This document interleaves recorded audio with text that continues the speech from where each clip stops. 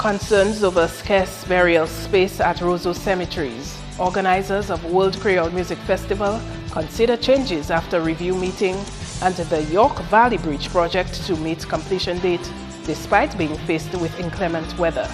I am Iduna John Baptist with the Channel 5 News. Details after this.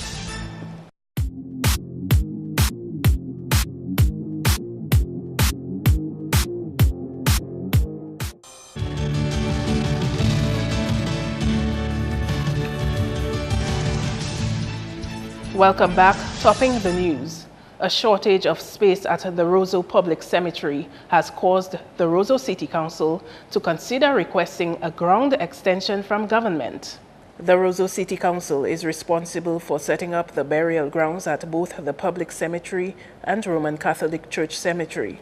Acting Chief Executive Officer of the Roseau City Council, Thomas Baptiste, told Channel 5 News the Catholic Church Cemetery is almost filled to capacity, while the public cemetery is out of space. The public cemetery in particular is used by two denominations, the Methodist Church and the Evangelicals.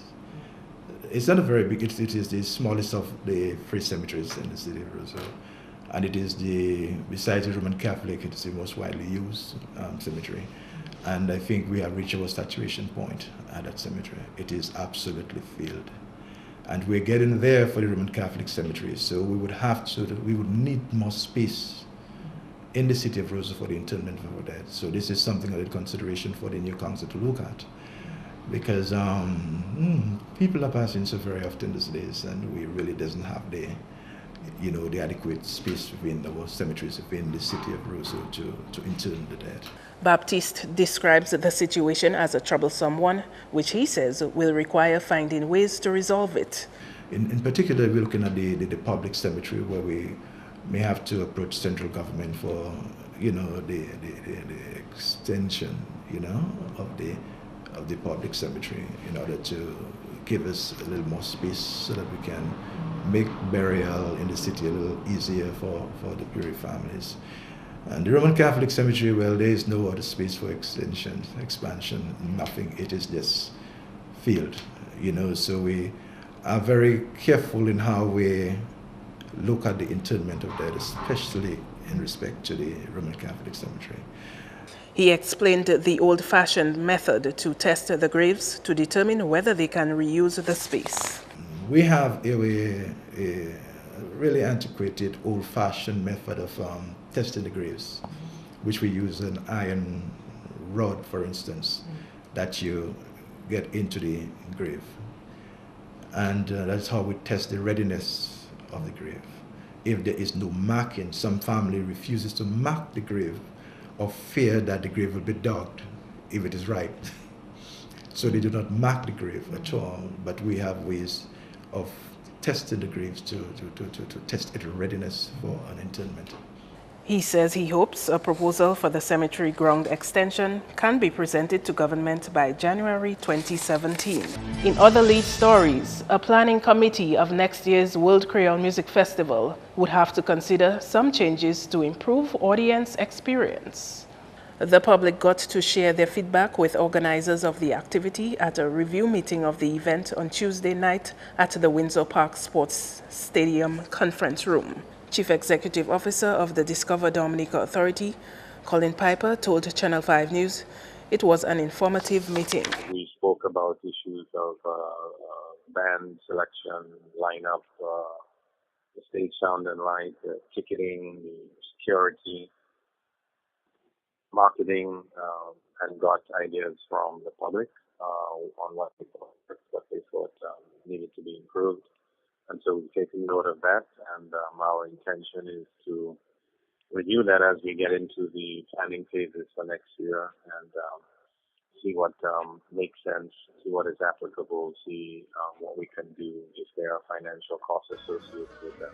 Issues including the suitability of location for the three-night event stood out for Piper. The Windsor Park Sports Stadium is a sports stadium, and it's not necessarily made for an entertainment event. And so security was pointing out some things that we need to pay attention to, particularly as the crowd was much larger this year. These are things like mass casualty, safety and security issues which we need to pay utmost attention to. Piper pointed out that they are behind on technology regarding entry and exit, and one of the changes that could be implemented next year is the use of bar-coded tickets. He also addressed the issue of performers getting off stage to go into the crowd, a matter of security that concerns organizers. You as the organizer are responsible for the performers' well-being, and you never know what can happen. They can slip, they can fall. Then there may be tours that they have to do which have to be cancelled, all these sorts of things. Certainly it's great for audience participation, but as an organizer, having to put insurance policies together and all of that, we would rather they stay on the stage and entertain, just because of, if anything goes wrong, we would be the ones that, to a certain extent, that might be liable. And so these are things that we just want performers and artists to be cognizant of. Hundreds of true stories about cases of molestation, rape, and sexual harassment circulating online have gotten the response of child welfare organizations. Delroy Williams and Khadija Moore are behind the social media campaign called Wed7thDec2k16News.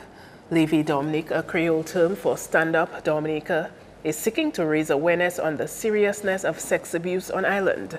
This is part of the observance of the 16 days of activism against gender-based violence. Williams told Channel 5 News a meeting on Friday will formalize the role of the NGO Coalition on Child Welfare in the campaign. We launched the campaign online and via Facebook, and we encourage women and men to send us their stories, and we posted it anonymously on social media. And it just blew up. Hundreds of stories later, we are trying our best now to raise awareness outside of social media. We've been able to share over 200 stories of different people.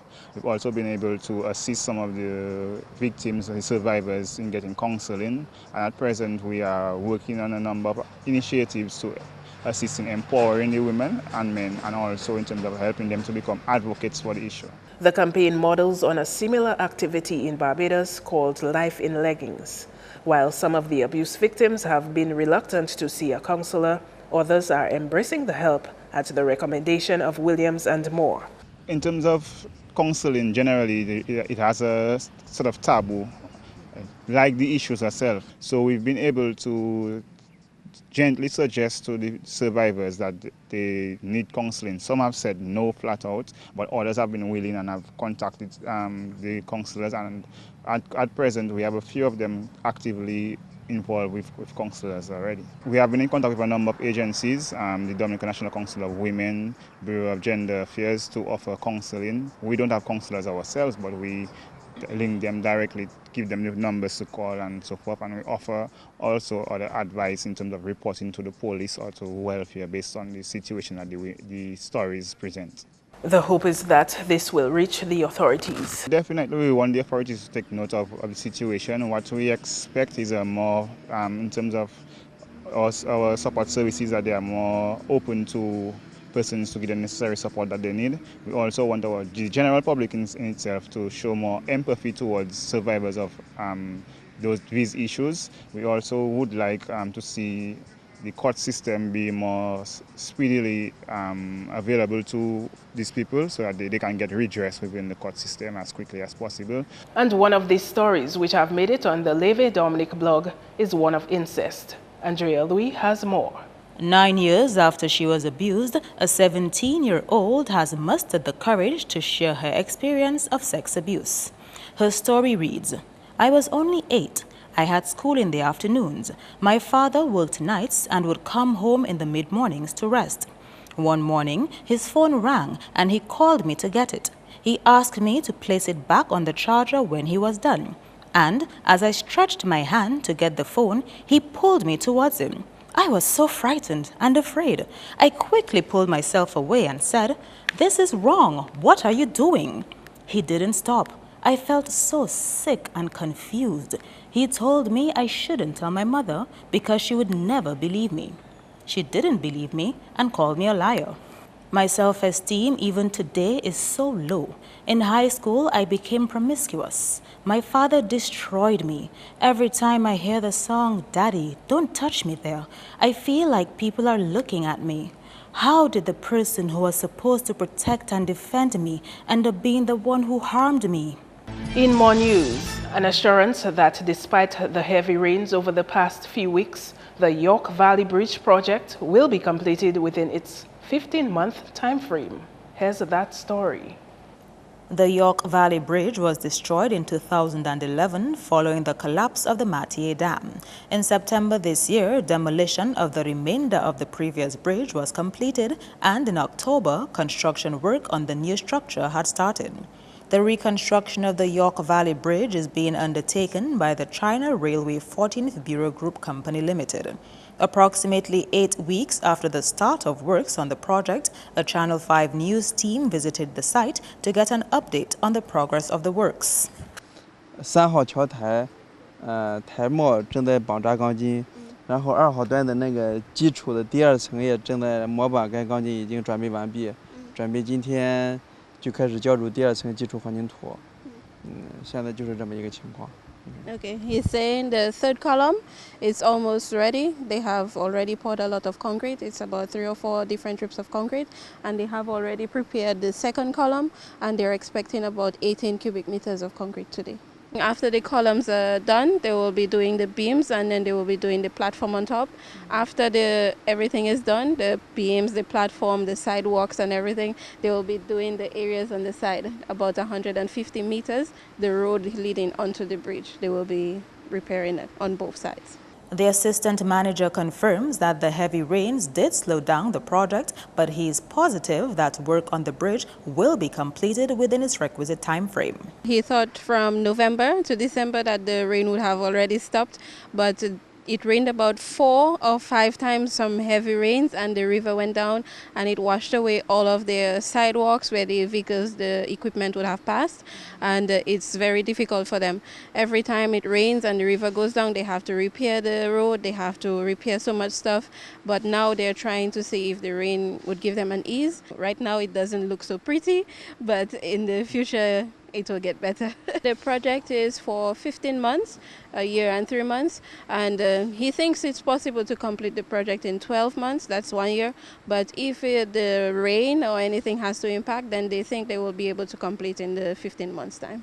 Currently, there are 13 individuals working on the project. However, as the construction advances, more people will be employed.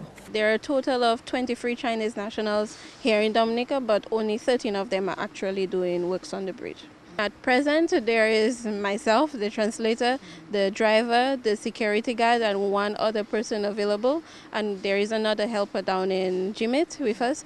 But so far, we will not be having any other persons until they get to the more advanced stages in the project, where they will be using more experienced workers to help. Upon its completion, the bridge is expected to be a 2-lane structure with meter-wide sidewalks on each side.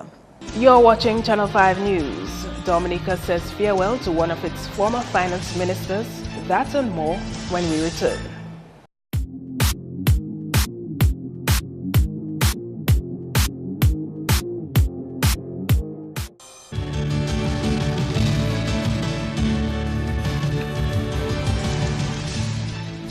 Thank you for staying with us.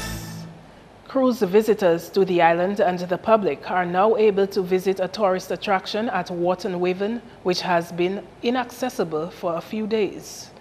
A wooden footbridge which leads to one of the hot springs in the area had collapsed on Thursday, 1st December, making it impossible to access the site. However, after some safety checks and reinforcement to ensure a safe experience, the footbridge from Monday, 5th December, had been in use by visitors and locals alike. According to a press release from the Minister for Tourism, Senator Robert Tong, and I quote, "The upgrade to the Wed7thDec2k16News footbridge demonstrated how intergovernmental agencies are linked and can collaborate productively." End quote. Tong acknowledged the work of the Ministry of Agriculture and the Division of Forestry in the speedy completion of this project. Although the footbridge is located on private property, the minister says it was necessary to ensure the quick rehabilitation of this structure as it has a very important role in Dominica's ecotourism product. Senator Tong reassured the public that the Discover Dominica Authority will continue to monitor tourist attractions throughout the year to ensure that they are safe and accessible in order to guarantee that Dominica remains the best place in the Caribbean for ecotourism. An appeal for the public to lend a hand to raise funds to support the operations of the financially challenged Dominica Infirmary. Andrea Louis has this report. It costs approximately $3,500 monthly to take care of one resident at the infirmary. Although government provides a subvention of $82,000 every month, management continues to be challenged with running the home for the elderly. Annie St. Luce, director of the institution, says that would not be an issue if the public showed more concern. We are hoping that the community, the extended community, can get involved in raising funds towards the needs of the Dominica Infirmary. So our greatest challenge is financial. That is the greatest challenge we have at the Dominica Infirmary. As you may well understand, that the infirmary provides residential care for destitute elderly people on the island of Dominica who, for one reason or the other, they may not be able to be cared for at home, or they do not own a home, or they do not have children to take care of them. That means that most of the time they cannot, or they are not able to provide any form of financial assistance towards their care. 84 senior citizens live at the infirmary. Some of these people don't receive a pension, and lack of financial support from their relatives is not helping the situation. Chairman of the Board of Directors explained how someone becomes a ward of the Dominica Infirmary. First thing the families or their relatives have to do is to approach the welfare division. There they present a report to the welfare, and then what the welfare does is they go out and visit that person, the elderly, visit the elderly at their home, and then they write a report and send it to the Dominica Infirmary. Following this, the Dominica Infirmary personnel, the director and others visit the person, the elderly, at his or her home, and then they make a final decision if this person can enter the Dominica Infirmary. Sometimes it is difficult because we just do not have the space. The Roseau location of the Dominica Infirmary was constructed in the 1980s and currently is in need of structural repairs, plumbing work, and upgraded equipment. St. Luce is reminding family members of the important role they play in caring for their elderly relatives regardless of their physical location. We also have the challenge of getting family members involved in the lives of the residents who are placed in our care. My appeal to family members is that whenever you place a relative at the Dominica Infirmary, it's not a forgetting ground. That's what happens most times, that residents are placed here and we may see relatives for the first month or two, and then they no longer come in. And so we now have some residents who are depressed. Some may own property, and they know that they own property. They know that they're supposed to have some money in the bank, and nothing is being paid to the infirmary for their care, and they are aware of it, and that affects them as well. The infirmary is currently observing Residents Awareness Week for the second consecutive year. The series of activities, which includes a fundraising barbecue and awards night, ends on Sunday, 11th December. Andrea Louis, Channel 5 News. Dominica's former finance minister, Vic Riviere, was laid to rest on Wednesday following an official funeral afforded to him by the government of Dominica. Wednesday was also declared a day of mourning in Dominica, and flags were flown at half-staff as a mark of respect for the former finance minister. According to information from the office of the Prime Minister, the late Captain Victor Avondale Joseph Riviere served as Minister of Finance and Consumer Protection from March 1975 to June 1979. He also won the Maho constituency on a Dominica Labour Party ticket in 1975 and served as parliamentary representative for that constituency for one term. Official mourners at the official funeral of the late Captain Vic Revere included His Excellency, the President of Dominica, Charles Savre, and his wife, Mrs. Savre, the Honorable Prime Minister, Roosevelt Skerrit, and Honorable Speaker of the House of Assembly, Alex Boyd Knight, and other ministers of government. The late Victor Revere was laid to rest at the Roman Catholic Cemetery in Roseau. And early Christmas cheer for over 100 disadvantaged children as the Florida Caribbean Cruise Association delivered gifts to them on Wednesday. The activity took place at the Public Service Union on Wednesday. Dominica children are able to benefit from the annual donation as Dominica is a member of the FCCA.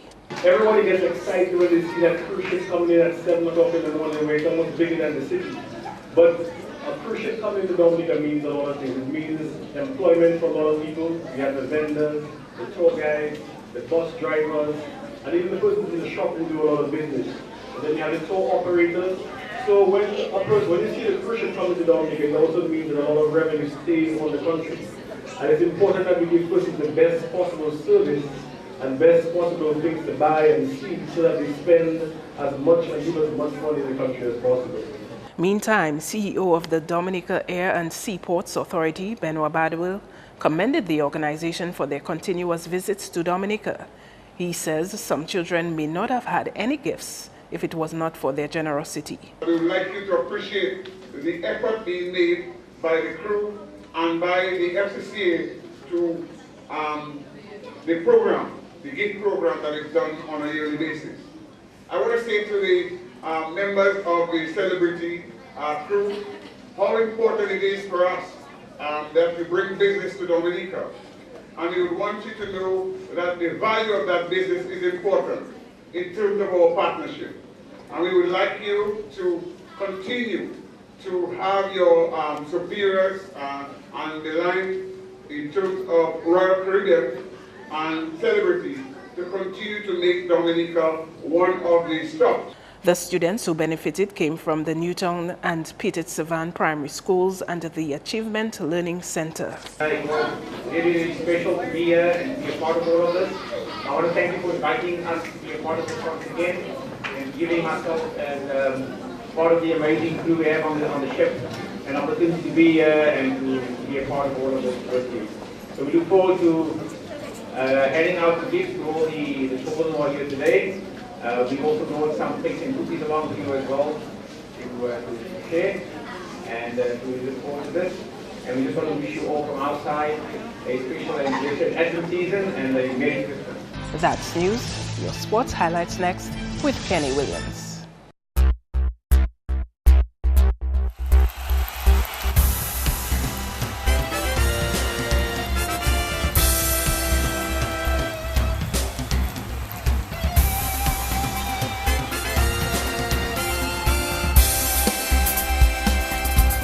We begin with cricket, where a confident Leeward Islands Hurricanes team prepares to take on local franchise Windward Islands Volcanoes in what could prove to be an epic battle. In their previous encounter, the Hurricanes were bowled out inside of 4 days.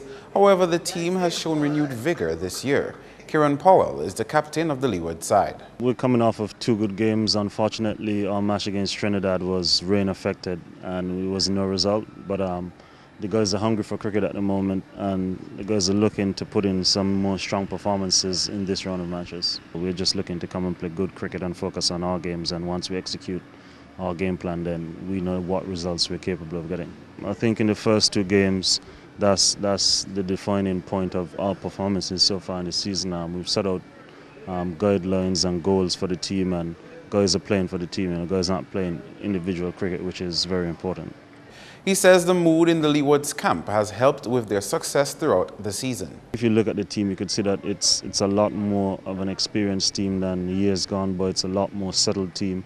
And not only that, we try and make all the players feel comfortable. That's the most important thing. As long as the players feel comfortable, and you know that every game you don't have to look about being dropped or anything like that, then guys are going to perform well and perform at their best and get good results for the team.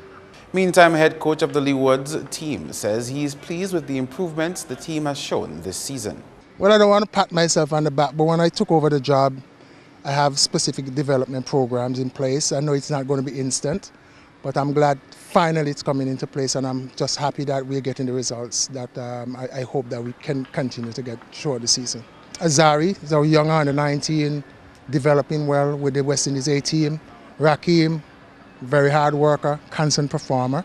So with the combination for us, we have other bowlers that can bowl, but those two combinations is not easy to get around. So I hope that we can execute against the Windwards. The development of the batting, we try to let our mid and lower order contribute more.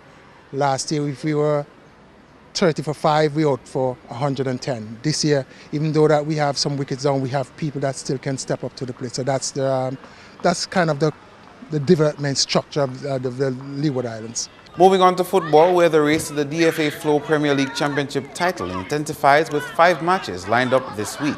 On Friday, Northern Concrete and Steel Bombers, who are on 25 points, will take on Middleham United, who is on 14 at Dublin from 6. The action passes over into Saturday when league leaders and defending champion Central Cooperative Credit Union Dublin Football Club will be looking to take their tally of points to 31 when they come up against Bath Estate FC, who is on 20 points. That match is scheduled for Geneva at 3 p.m. Over at Dublin, it will be a clash of the bottom-ranked teams at 4 when Rocky Rollers takes on RIC Kensborough, who are on 7 and 0 points respectively. And on Sunday, there will be an interesting face-off between the Caribbean Cool Harlem United and Sagicor Southeast teams at Geneva from 3 p.m. Both teams are tied on 23 points. At Dublin, Exodus FC on 25 points will do battle with Petro Caribe Point Michel on 19 points. Kickoff is at 4 p.m. Meantime, in the Division 1 League on Thursday, Exodus FC will take on Element Agency's LA Stars at Dublin, while at Portersville it will be East Central FC against RC Doctors FC. Point Michel Football Club will have home advantage when they take on All Saints FC at Poirier Playing Field. On Friday, it will be a clash of the Trafalgar FC and Andy Williams Spartans team at Newtown. These matches are carded for 6 p.m. On Saturday, East Central will take on Mao Soccer Strikers at 3 p.m. at Castle Bruce Playing Field. And on Sunday, Haitian Angels will come up against MP Max and Bombers at Portersville from 4 p.m. In boxing, James E. Greenaway went down to Jamaica's Ricardo Carter in Dominica's first fight of the Caribbean Development Boxing Tournament on Tuesday. Greenaway lasted all 3 rounds but lost to Carter by points. Here are some of the highlights from that match.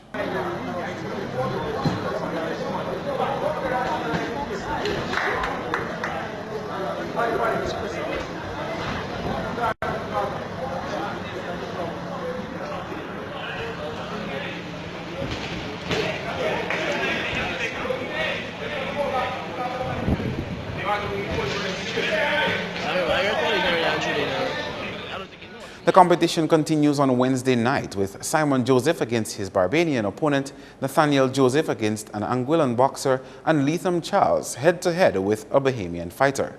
That's all the sporting highlights for now. Join us again next time.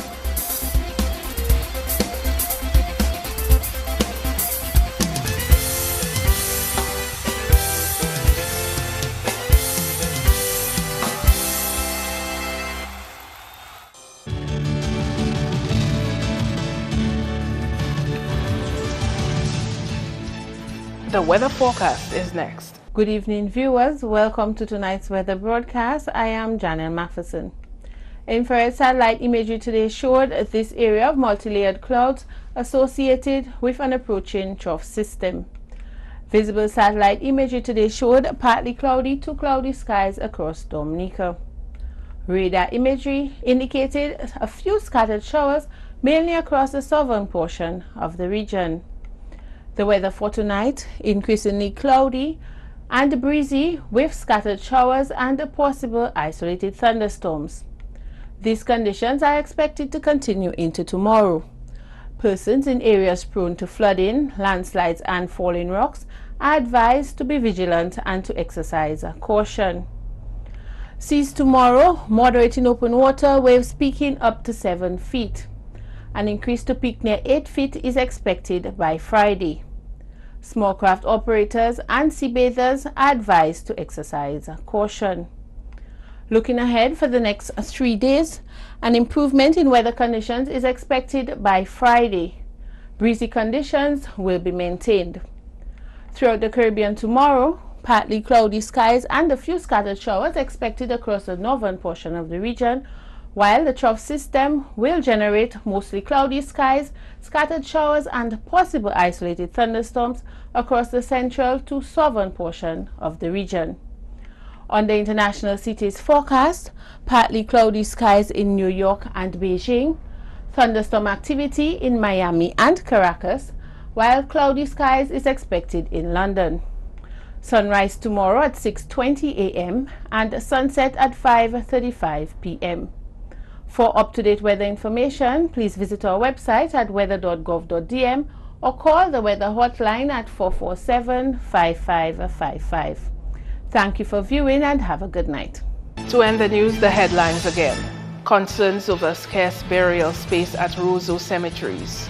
Organizers of World Creole Music Festival consider changes after review meeting, and the Yaak Valley Bridge project to meet completion date despite being faced with inclement weather. Feel free to contact us at news@marpin2k4.com. You can also access our past newscasts on our YouTube channel. On behalf of the production team, I am Dominica Baptist, and to all our viewers around the world, thank you for watching. Join us next time.